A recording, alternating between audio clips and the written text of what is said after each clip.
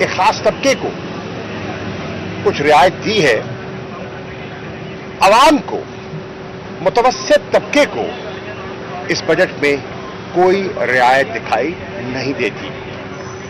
مجھے خوشی ہے کہ اس مہنگائی کے عالم میں جو ہمارا تنخواہ دار سرکاری ملازم ہے ان کی تنخواہوں میں اضافے کا ایک شنید ہے۔ میں پوچھنا چاہوں گا ڈار صاحب سے، آپ نے کہا کہ 30% اور 35% تنخواہوں میں اضافہ ہوگا، مجھے بتائیے پیسہ کہاں ہے آپ کے پاس؟ مجھے بتائیے یہ پیسہ کہاں ہے؟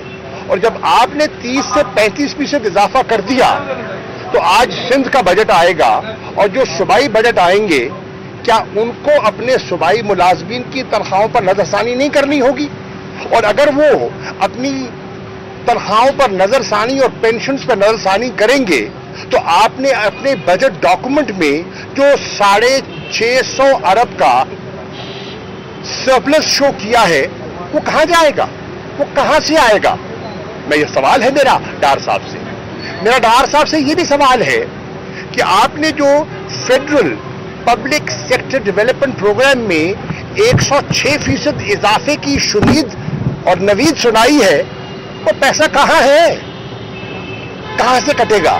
میں آج کہہ رہا ہوں 12 ماہ کا بجٹ دیا وفاق نے اور 4 ماہ کا بجٹ کا فیصلہ کیا پنجاب نے، تو یہ ڈیولپمنٹ کا بجٹ کیا پنجاب سے کاٹیں گے؟ کیا پنجاب کے جو ترقیاتی رقوم ہیں وہ جو بجٹ پیش ہوگا وہاں سے کٹے گا؟ یہ قوم کے ساتھ مذاق کیا جا رہا ہے۔ آپ نے جو فسکل ڈیفیسٹ کی بات کی ہے 6 ٹریلین کہاں سے؟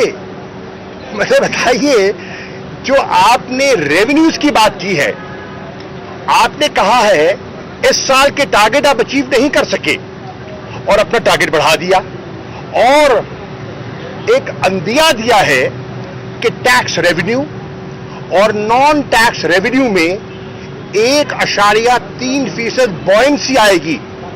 میں پوچھتا ہوں کہاں سے آئے گی؟ دنیا ریسیشن میں ہے، دنیا اکنامک کانٹریکشن میں ہے، پاکستان کی معیشت اکنامک کانٹریکشن میں ہے، تو یہ بوئنسی کہاں سے آ رہی ہے؟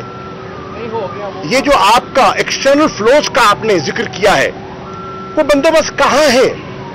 یہ جو آپ نے تقریباً 24 ارب ڈالر جو اگلے فسکل ایئر میں جو آپ نے جمع کرنے ہیں وہ کہاں ہیں؟ جو 6 بلین کی آپ نے ان سے وعدہ کیا تھا وہ تو وہ نہ ہو سکے، 2 بلین کی اس میں شارٹ فال ہے، تو یہ 24 بلین کہاں ہے؟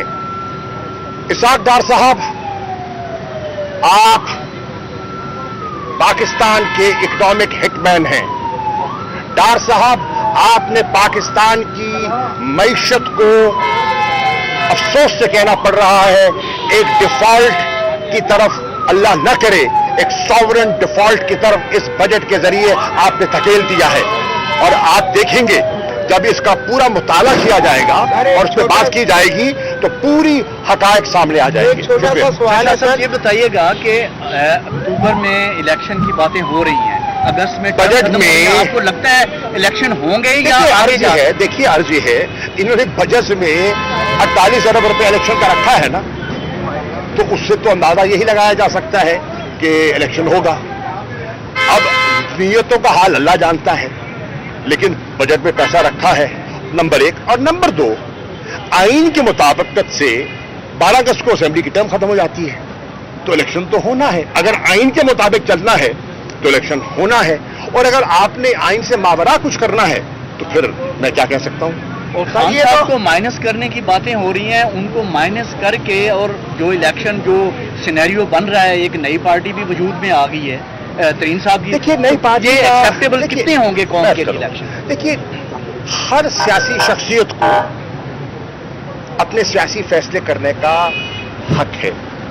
جن دوستوں نے فیصلہ کیا ان میں بڑے بڑے نام ہیں، بڑے وزنی سیاستدان ہیں، یہ ان کا استحقاق ہے، انہوں نے اپنا استحقاق استعمال کیا ہے اور انہوں نے اپنا ایک جماعت کا اعلان کر دیا۔